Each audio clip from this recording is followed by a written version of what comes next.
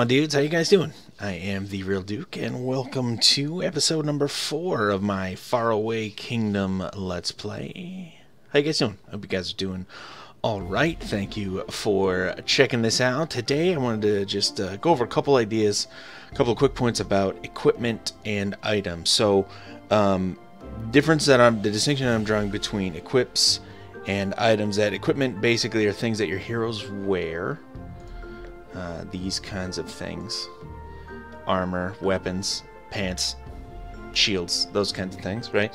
As equips. And then items as the things. I'm just in the bag here, so you know, we have potions. There's a couple different kinds of potions, and then there's some gems. So there's also you can see in the shop here. We'll be back in the shop in a second, but there are all kinds of potions for you to pick up, which they're all labeled and completely self-explanatory.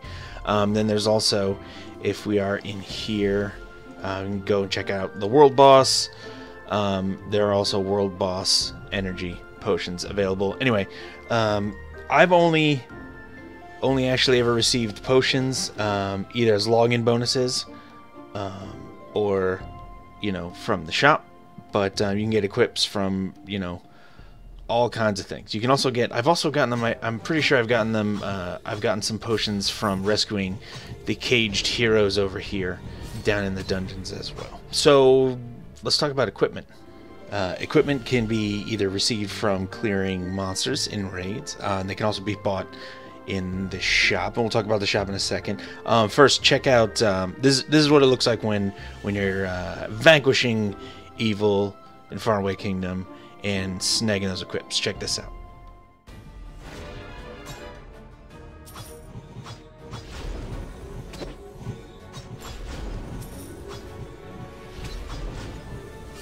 Okay, so we snag one of these silver chests here.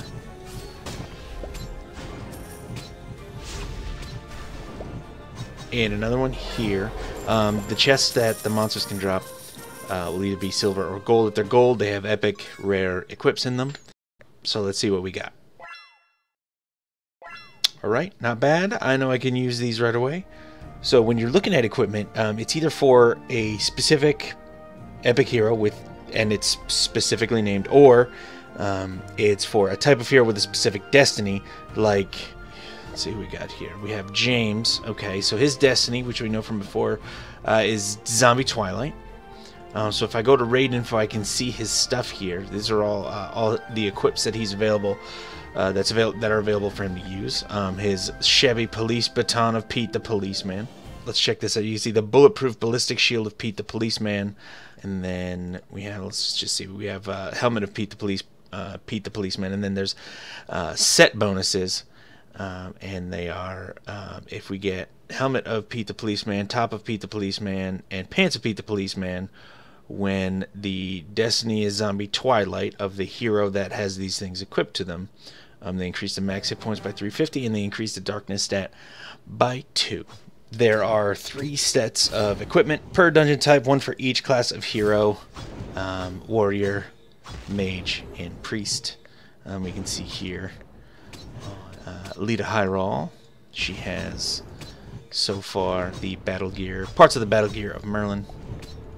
Staff of Merlin.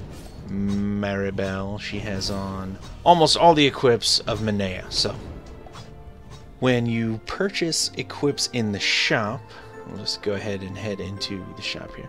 So when you purchase equipment in the shop, you should know that on weekends, the elemental type, which is up here, you should know the elemental type is randomly selected, and on weekdays the elemental types are fixed. So it says Tuesday the element is frost, Monday it's fire, nature, Wednesday darkness, Thursday it's star. On Friday, again, weekends are randomized. There's, you know, you have a 1 in 8 chance here for getting some higher level stuff, or a 1 in 12 chance if you go with the friendship summon. And then you can click through by class. We'll do one here for you guys so you can see. So we'll do a premium summon. Yep, and you can see it's only on the top 2 rows. Big money, no whammies. Perfect. One we can use. Tiki Awa. Good. I'm going to go ahead and give this right to him. Boom. So good. Okay. And then we can do the friendship summon, and you'll see it kind of expands down here. I don't want to do that again because I don't want to risk. I probably won't get that, but you know, I don't want to risk that. Next good one. 1, 2, 3, 4 is my best shot at one I can use. So let's try that. We'll do the friendship summon here so you can see.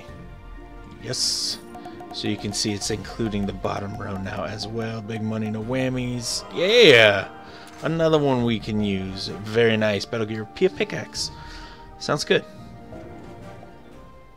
Finding each dungeon's Destiny group's equipment isn't very difficult. Each raid area correlates to a specific dungeon Destiny group. So, for example, in raid area 10, Daydreaming, the equipment drops are for Dungeon Destiny Damp Culverts. So, like from raid area 10, Gordon here, his Destiny, he's a warrior, and his Destiny is Damp Culverts, and I've acquired for him the battle gear of Big Drill Drago, and also the gas mask rather, and the worker top of Big Drill Drago. So as I'm going through and defeating all of the bosses in that region, I'm in that area, I'm going to be getting all the things for the priest, the mage, and the warrior of the Damp Culverts Dungeon Destiny group. It's very easy, but this is really where being a good friend and having lots of friends helps, because they give you energy. You have a huge amount of energy. You're going to need that energy to find all the equips, because you're going to need to rerun the raids multiple times. They get easier though as time goes on, because you're getting stronger, you're getting better dudes and better equips, and because the gameplay is fun.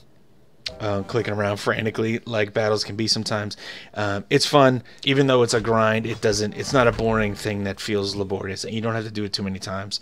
Usually from raid areas rather, I get 2 or 3 different equips from each boss, so it's not too bad. And last but not least, equipment themselves can be enhanced in dungeons. The second monster, the one for which you must pay to battle this guy. I'm just going to throw 450 gold at this dude. 450. The second monster that you can engage in those dungeons, gives you gems, and the gem type correlates to the elemental type of that dungeon. So, for example, let's see what we got here. I guess this one. So, sapphire. So, sapphires it says here, this perfect sapphire holds the secret power of frost. So in frost dungeons, the second monster will give you sapphires, and then you'll be able to enhance equipment that requires that elemental type. So let's actually see what we got here on James. Let's see. Alright, so let's see if we can do something with his helmet. So we just click the enhance button, and then it brings up this screen. So there's a gold cost associated with it, and then the gem cost. So right here we need 3 chipped amethyst. I'm just long pressing or long clicking depending on how you're playing the game. And it tells you chipped amethyst, right? So I have 4 in my stash. I only need 3. So I have 300 gold, obviously, so I'm just going to hit enhance. She want to enhance this equipment. Yes. Clang. Enhance successfully. And now it's +1. Yay! So his stats have increased a little bit, and yeah, he's a little bit better. He's a little bit better, guys. A little bit, just a little bit stronger, happier, bigger, faster, stronger. So then you can also actually upgrade the gems. So let's say for some reason you've acquired a lot of crummier, lower level gems. You can actually enhance the gems themselves. You just click on them, and then you hit the upgrade button. It takes varying amounts to move up to the next level, usually more the higher the levels you go. So it takes 3 to go from flawed ruby to just regular ruby. If we look at regular ruby and go to upgrade, you can see it takes 5 regular ruby to move up to a flawless ruby. And there's also a lot more gold to pay. But anyway, you can enhance those two for higher level upgrades to the weapons. I get gems also. You get gems sometimes for login bonuses, which are kind of nice. And then I've also gotten them from... I think I've gotten them from freeing heroes in dungeons too. I haven't actually gotten one from a raid area yet, but that's where you can get gems. So that is pretty much it for basics of items, equipment, and how to enhance them, where to find them, how to use them. But you know, just one quick note, okay? Because there's something I didn't mention before. If you have a full bag, you can't go on raids, and it's kind of important because, you know, ultimately we're trying to figure out what the best, most efficient, or most useful way to apply these equipment, gems, enhancements, the investment of time it takes in grinding and all that into our heroes, so we get the best bang for our time or best bang for our buck, right? That's the question. You know, if you have a full inventory, you can no longer go into raids. So what should you do with that equipment, with that extra equipment? It depends. There's no easy answer, really. It depends on your play style. If you like to... If you're a completionist, then it is going to be worth it to you to expand at the cost of 5 diamonds per slot your bag's inventory. And I've done it a couple times myself. It is worth it to you to do that, maybe, let's say. But if you're still early game and you're checking this out, you have equipment in here. Should you just waste it on a crummy hero?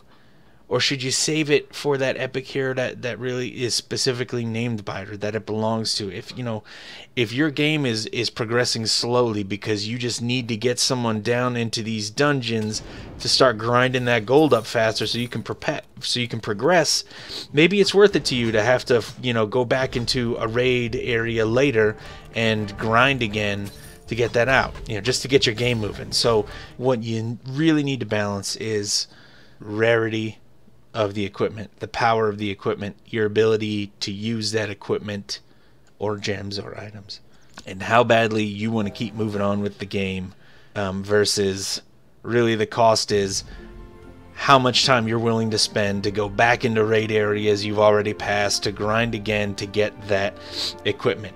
Or maybe it's really epic equipment and you may never see it again. So you understand now where they come from, how to use them, and what to do with them. So you have all the info you need to make the right decision there. And I wish you the best of luck in your battles. That is it for this episode. Thank you, dudes, so much for watching. I do genuinely appreciate every single like, comment, and sub. I do genuinely. So thank you. It means a lot to me. Coming up next in the series, we are going to go through the raid areas. We are going to take a look at the bosses. What kind of terrible pain and punishment and attacks they're bringing, and what kind of equips for what different dungeon types we're expecting to find in each of those areas. But again, that is it for this episode. I will catch you guys next time. Thank you guys again so much for watching. I do genuinely appreciate it. That's it for me. It's TheeRealDuke, and I'm out.